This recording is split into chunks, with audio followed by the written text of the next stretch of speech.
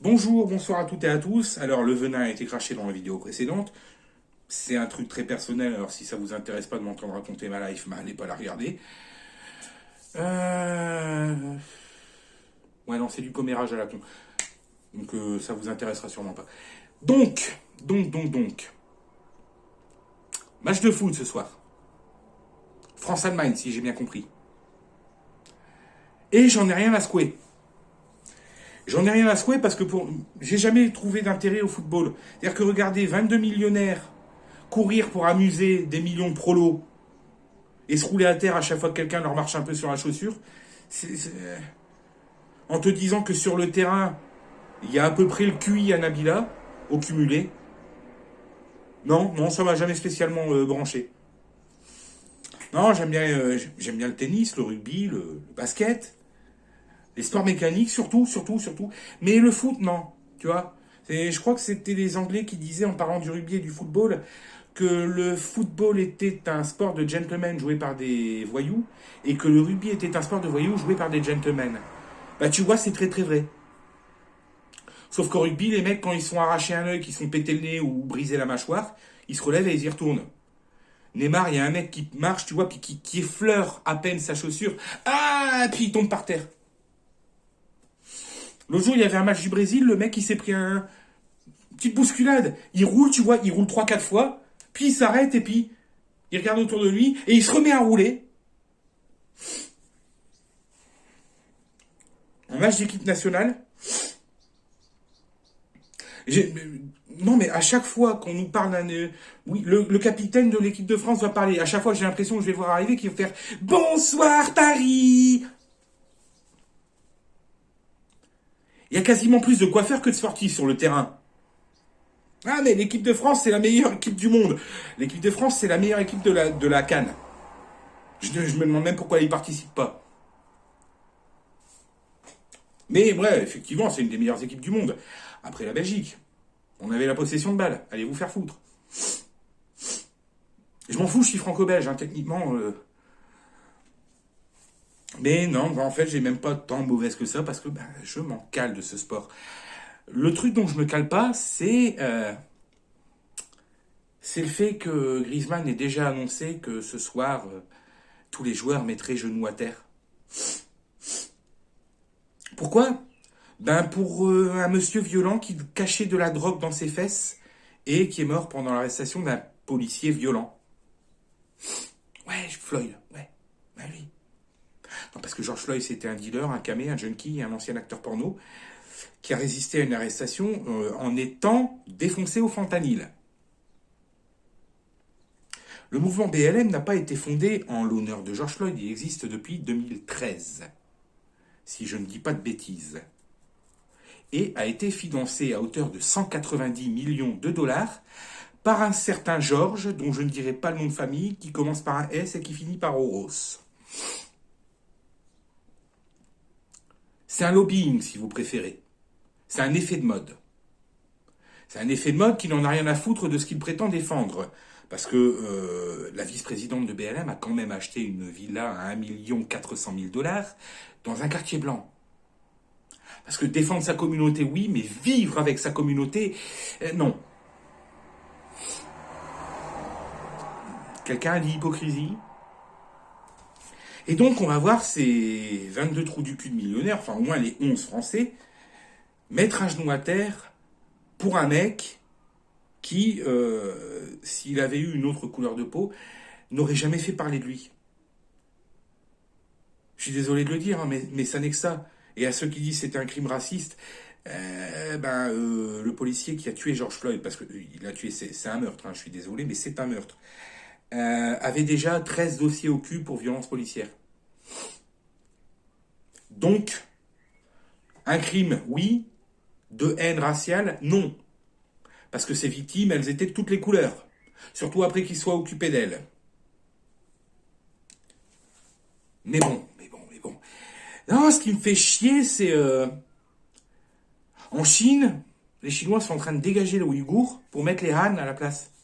Et ils font un grand remplacement. Personne ne s'en soucie trop déjà de ça. Au Pakistan, il y a des gens qui sont massacrés soit pour leur religion, soit leur couleur de peau, mais tout le monde s'en bat les couilles, personne ne met le genou à terre.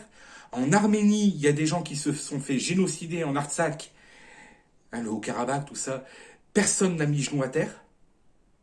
Samuel Paty, personne n'a mis genou à terre. Les victimes du Bataclan, personne n'a mis genou à terre. Les victimes des grooming gangs en Angleterre, personne n'a mis genou à terre.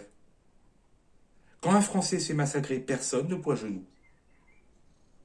Mais par contre, pour un junkie à l'autre bout de la planète, tous les sportifs du monde devraient faire la génuflexion. Bah déjà, tu vois, il y a un truc, c'est que moi, j'ai été élevé de telle manière que je ne pointe de genoux que devant mon roi, devant mon Dieu et devant la femme que je veux épouser. Ah, et si je dois faire une réanimation cardio-pulmonaire aussi. Mais bon, ça, c'est pas la peine de le préciser.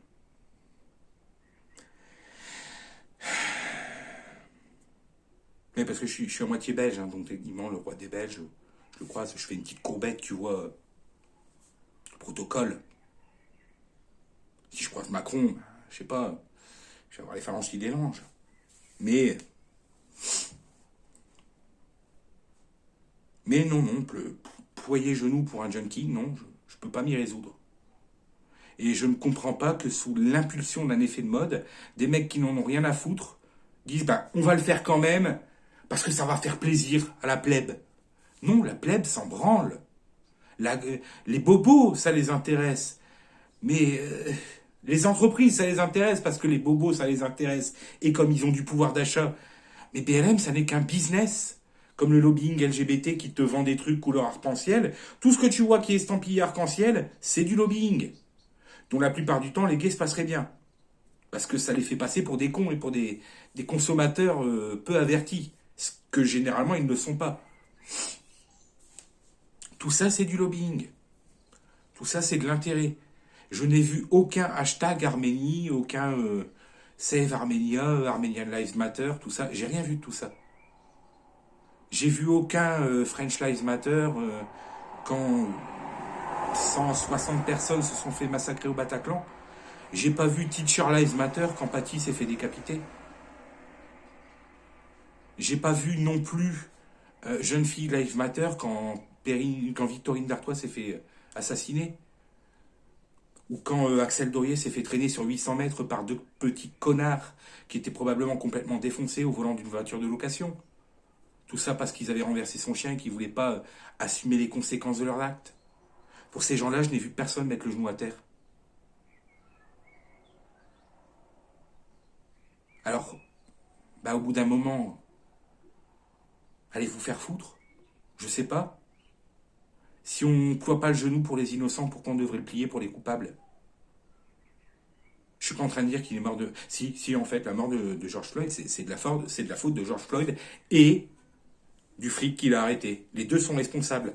L'un parce que c'est un junkie qui a résisté à son arrestation, l'autre parce que c'était un connard violent. Mais pourquoi moi je devrais mettre à genoux à terre pour ça? Parce que je suis privilégié? Va bosser en usine comme moi je l'ai fait. Va faire des chantiers comme mes parents l'ont fait. Va faire des usines comme mes parents l'ont fait. Va te taper 45 ans à accumuler 3 boulots pour nourrir tes 7 enfants comme mon grand-père l'a fait. Et après, là, espèce d'enculé, tu reviens me parler de privilèges. Hein? Tu sais ce qu'ils faisaient, mes ancêtres, dans la région? Moi, je vis pas loin du Nord-Pas-de-Calais, tu vois. Le boulot qui était le plus répandu, c'était mineur de fond. C'était quoi leur privilège à eux? Crever à 35 ans avec des trous dans les poumons après avoir respiré de la merde quand ils crevaient pas d'un coup de grisou? C'était quoi leur privilège? Hein? Parce que moi, tu vois, quand je postulais pour un boulot, on me disait pas, oui, alors monsieur, vous faites partie d'un quota, donc la place, vous l'avez. Vous avez aucune qualification, mais vous l'avez. Non, on m'a jamais fait ce coup-là. Moi, quand j'ai eu du boulot, c'est parce que je me suis bougé le cul pour l'avoir. Il m'a pas suffi de traverser la rue. Il m'a pas suffi de le demander non plus. Et quand j'ai besoin d'avoir des aides sociales, suite à mon accident de moto et aux diverses maladies que j'avais chopées par rapport à la vie de merde que j'ai eue, moi, mes papiers, j'ai dû les faire moi-même. J'ai pas eu juste à arriver à poser mon cul derrière une chaise, avoir une assistante sociale et dire tu veux bien tout faire à ma place? Non, non, j'ai dû me démerder. Il est où mon putain de privilège? Les gens qui sont morts au Bataclan, leur privilège, il était où? Les victimes de Mohamed Merah, Leur privilège, il était où? Hein? Alors fermez vos gueules avec ce putain de privilège. Fermez-la. Fermez-la. Si vous n'êtes pas prêt à plier le genou pour des innocents, ne le pliez pas pour des coupables. Le foot, c'est quoi? C'est une espèce... C'est les jeux du cirque, sauf qu'à la place d'avoir des gladiateurs, on n'a que des clowns. On n'a que des clowns, mais en plus des clowns qui se mettent à genoux pour un consommateur de produits stupéfiants. Tu me diras, entre dopés, il doit y avoir une certaine forme de sympathie les uns envers les autres. Mais de la sympathie, qui en a eu pour Samuel Paty? Les mecs de droite ne l'aimaient pas parce que c'était probablement un prof gauchiste. Les mecs de gauche ne l'aimaient pas parce qu'il avait critiqué leur électorat. Personne ne devait se soucier de ce mec jusqu'à ce qu'il se fasse raccourcir. Puis là, ah là là, c'est pas bien. C'est la faute de l'extrême droite. Un sardoche. Alors arrêtez. Si vous n'êtes pas capable de l'ouvrir pour ceux qui ne sont plus capables de le faire et qui auraient mérité qu'on se lève pour eux, vous voyez, vous voulez mettre le genou à terre pour un criminel, et ben moi je reste debout pour les innocents. D'après vous, le jour du jugement dernier, c'est lequel, entre vous et moi, qui aura gagné un bon point? Celui qui se met en position de pénétration orale devant un junkie, ou celui qui ne courbe pas l'échine pour faire entendre la voix de ceux qui ne sont plus là pour le faire? Je sais pas. Je peux pas l'affirmer. Je peux pas prétendre savoir ce qui se passera après. Je peux même pas prétendre savoir qu'il se passera quelque chose après. Ce que je sais, c'est que moi, quand je m'endors le soir, ma conscience est tranquille. Et la vôtre?